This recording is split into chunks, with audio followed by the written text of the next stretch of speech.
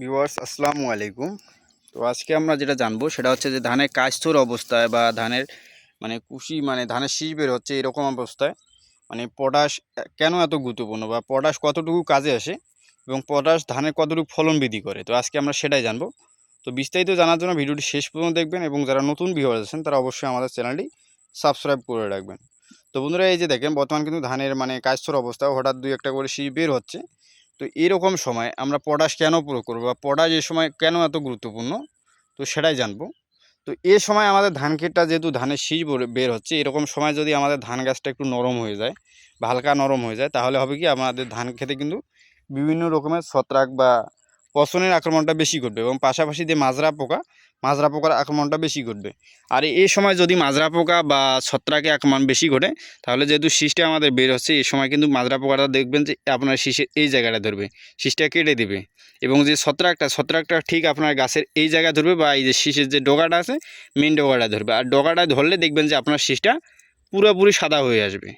তো এক্ষেত্রে আমাদের পটাশ প্রয়োগ করলে আমাদের কি কি উপকারে আসবে বা পটাশ প্রয়োগ করার এত গুরুত্বপূর্ণ কোনো কাজের অবস্থায়, তো সেটাই হচ্ছে মেন কথা।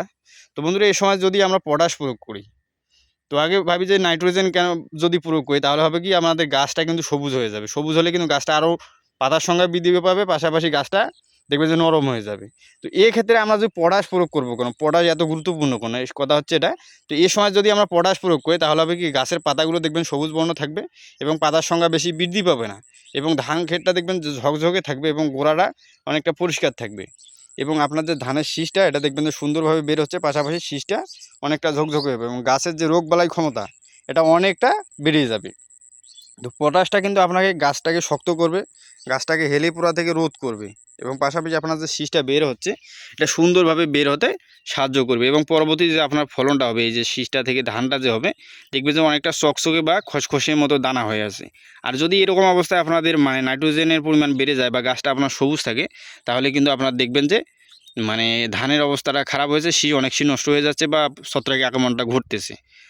এই সময় যে ধানের জন্য আপনাদের পটাশটা গুরুত্বপূর্ণ কোনো সেটা হচ্ছে কথা।